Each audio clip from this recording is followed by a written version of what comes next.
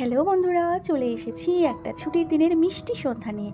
এখন বানাবো আমি হরলিক্সটা হবে আমার শাশুড়ি মায়ের জন্য।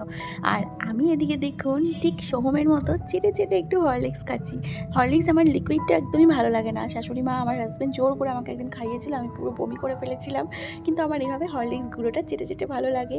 আর আমার জন্য করছি দুধ চা। হাজব্যান্ড একটু বাইরে বেরিয়েছে, ওর বাইকে একটু প্রবলেম হয়েছে, তো সেটা সারানোর জন্য ও বেরিয়ে গেছে। এখন আমার জন্য আর শাশুড়ি মায়ের জন্য চা আর হরলিক্স নিয়ে চললাম আমি খেতে। বাড়িতে থাকলে সন্ধ্যাবেলা চায়ের সাথে একটু আমাদের সবাই মিলে আড্ডাটা একটু বেশ জমে ওঠে, গল্প গুজব অনেক বেশ মজা হয়। কিন্তু বেশিরভাগ দিনে তো আমি বাড়ি থাকি না। তো যাই হোক, এবার বাবা বাড়ি ছিলেন না, বাবাও চলে এসেছেন। বাবার জন্য একটু বানিয়ে দিলাম এনশিওর আমাদের চা খাওয়া ততক্ষণে সারা। চলুন এটা বাবাকে দিয়ে আসি, আর বাবা কি বলছে সেটাও একটু আপনাদের শোনাই। বাহ! এই তো এই গ্লাসটাই ভালো হয়েছে বলো? হ্যাঁ। দুটো সুবিধা। হুম, শুনলেন? বাবার গ্লাস নিয়ে মানে কাপ নিয়ে ভীষণ ফ্যাসিনেশন। উনি ওই কাপটা পেয়ে ভীষণ হ্যাপি।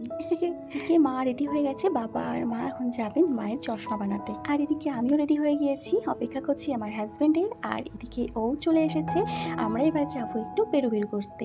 বিয়ের আগে থেকে এটা আমাদের ডেলি রুটিন ছিল। ছুটি থাকলে সন্ধ্যে সন্ধ্যে বেরোতাম, আর ছুটি না থাকলে অফিস থেকে ফেরার পথে বেরিয়ে একটু ট্রেন থেকে নেমে একটু ঘুরে নিতাম। জানেন তো, বিষ্ণুপ্রিয়া স্টেশনের কাছে একটা কাকু চপ বানায়, এত ভালো লাগে খেতে।